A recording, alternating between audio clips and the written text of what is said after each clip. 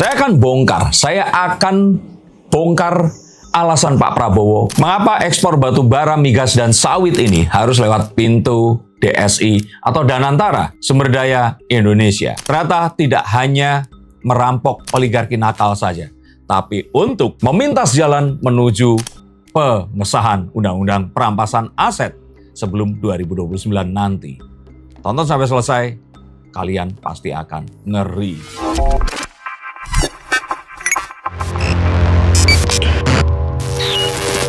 Halo Sensikers, kembali berjumpa bersama saya Denny Darko. Tidak ada yang namanya misteri, yang ada adalah tanda-tanda yang kita semua coba untuk mengerti. Saya amati, saya lihat, dan saya mencoba memperhitungkan. Sepertinya Pak Prabowo ini sedang menuju untuk mengesahkan Undang-Undang Perampasan Aset dengan langkahnya membuat ekspor migas, perkebunan, sawit, dan juga batu bara ini lewat satu pintu Danantara Sumber Daya Indonesia.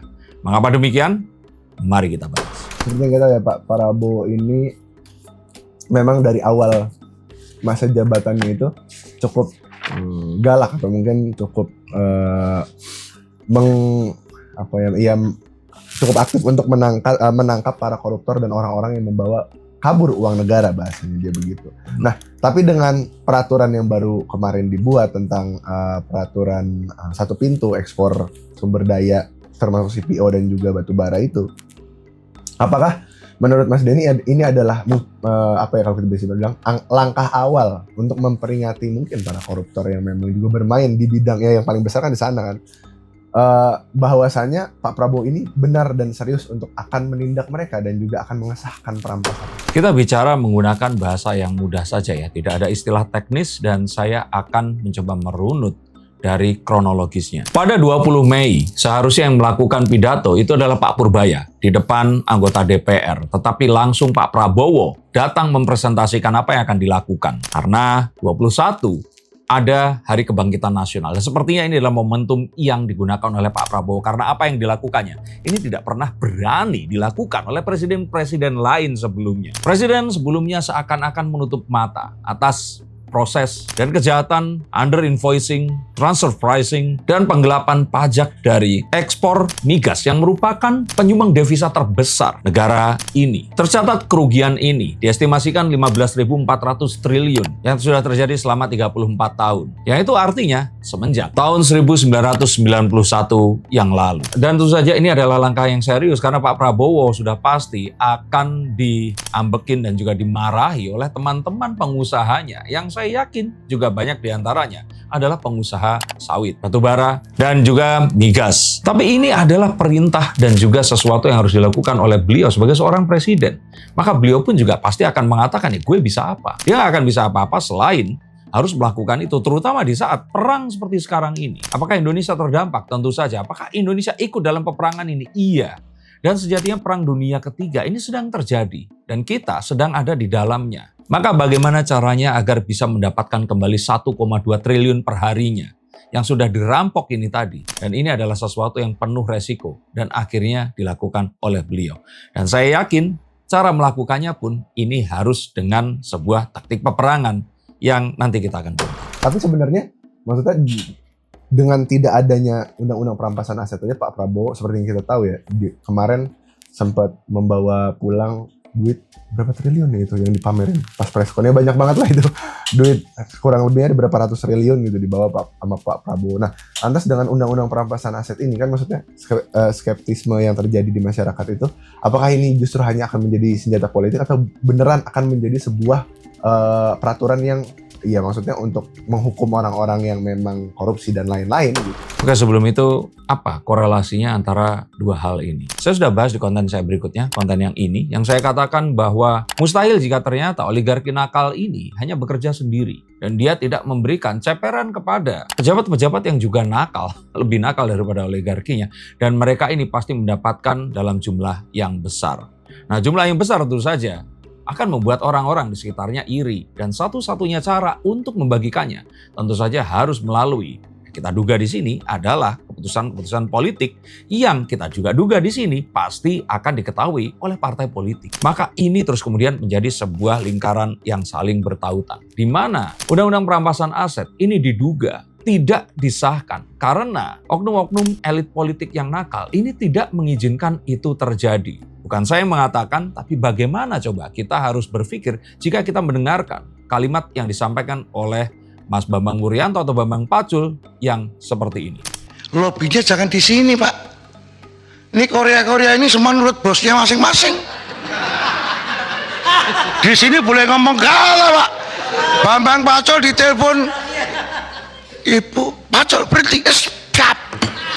Nah, kalian sudah dengar kan? Artinya yang bisa mengesahkan atau yang bisa memberikan keputusan itu adalah jika elit-elit partai ini berjumpa dan mereka mengatakan iya. Dan bagaimana cara membuat mereka mengatakan iya? Tentu saja adalah dengan yang tadi saya katakan, jika ternyata ada sebuah dugaan ada aliran dana dari, ya saya nggak tahu dari berapapun itu, dugaannya dari 15.400 ini kan sangat besar. Bisa kita asumsikan ini akan mengalir ke oknum-oknum elit politik yang nakal, dan dari sana kita akan tahu siapa penerimanya. Dan jika ternyata ini bisa dibuktikan, dan ini pasti akan bisa dibuktikan, maka nantinya orang-orang ini akan menjadi orang-orang di daftar paling atas yang menjadi pesakitan sebagai orang-orang yang akan dirampas kembali asetnya. Oke, berarti ini tujuannya memang untuk ke arah elit politiknya atau mungkin oligarki yang juga bermain. Kan ini Pak Prabowo lagi nyerang oligarkinya nih, makanya nutup pintu ekspornya. Oke, menjawab pertanyaan yang tadi dulu bahwa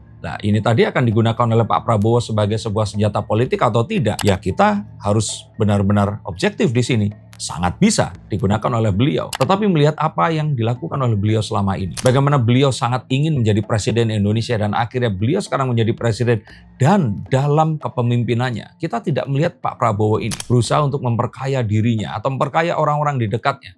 Yang dia sadar dia lakukan.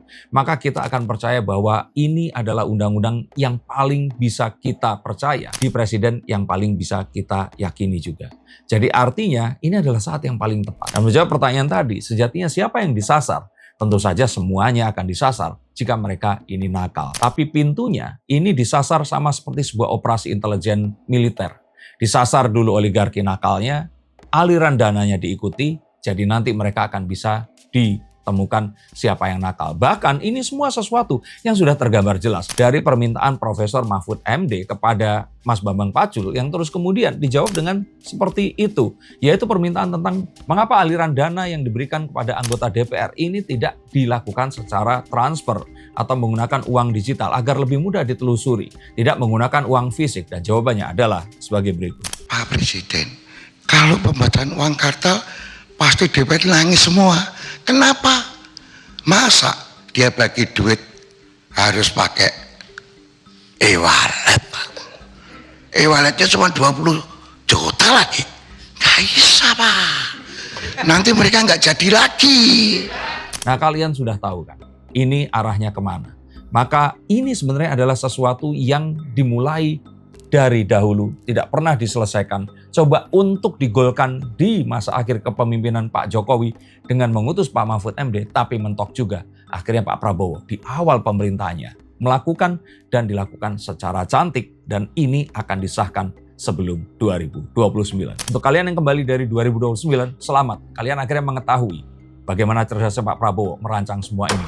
Seperti yang kita tahu, masalah ceperan uang ini kan nggak cuma 1-2 mas elit politik, tapi masa semuanya mau dikenakan si perampasan aset ini kalau memang ini disahkan. Nah, untuk hal itu saya ingin jawab juga menggunakan bahasa yang mudah, nggak dengan terms yang susah-susah. Kita tahu bahwa Pak Prabowo sengaja melakukan pembersihan kepada eksportir kelapa sawit dan juga batu bara ini di saat yang tepat. Pak Purbaya padahal bilang bahwa dari 10 yang paling atas, ini semuanya itu disinyalir melakukan hal yang disayangkan terjadi ini tadi. Yang itu akhirnya menggambarkan, bisa saja ternyata diduga ini seluruh eksportir itu melakukan yang sama. Tapi apakah Pak Prabowo akan menindak mereka kemarin? Tidak. Pak Prabowo memberikan kesempatan kepada mereka untuk memperbaiki dulu, untuk menghentikan dan memulai dengan cara yang baru per Januari nanti.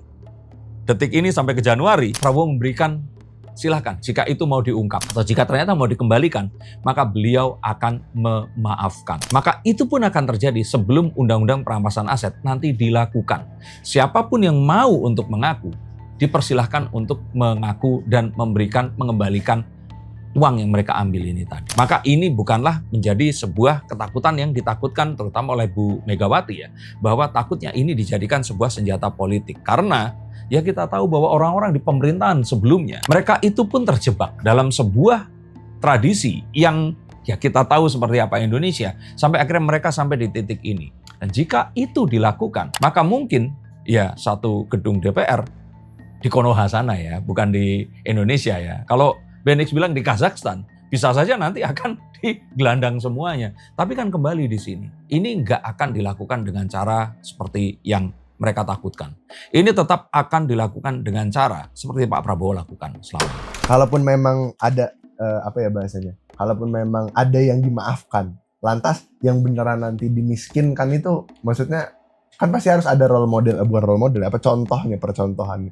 Yang benar nanti dimiskinkan tuh gimana kita tahunya bahwasanya loh ini bukan cuma sebagai apa ya, kayak ancaman atau mungkin gelagat politik di mana ya kalau emang mau ngembaliin ya, kalau enggak lu bakal kayak gini dimiskinkan gitu loh maksudnya. Saya pikir undang-undang akan pasti ditegakkan, tetapi kontribusi dari orang yang melakukannya ini tadi tetap akan menjadi sebuah pertimbangan apakah mereka ini akan dieksekusi sampai habis-habisan atau akan diberikan sebuah pengampunan.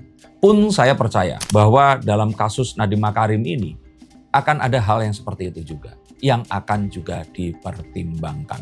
Dan hal seperti ini akan kita lihat dalam ya proses-proses hukum yang ada di Republik ini dari jarak sekarang hingga 2029 nanti. Yang akan dimiskinkan dan tanpa ampun tentu saja orang-orang yang seperti Roy Suryo. Sudah nakal, dihukum, nakal lagi. Dan mungkin orang-orang seperti ini sejatinya ditakdirkan tidak hidup bersama masyarakat, tetapi ada di lembaga pemasyarakatan. Maka apakah kalian juga mendukung undang-undang perampasan aset ini disahkan? Dan menurut kalian apa yang dilakukan Pak Prabowo lainnya yang ternyata membuat langkah menuju ke pengesahan undang-undang perampasan aset ini semakin dekat?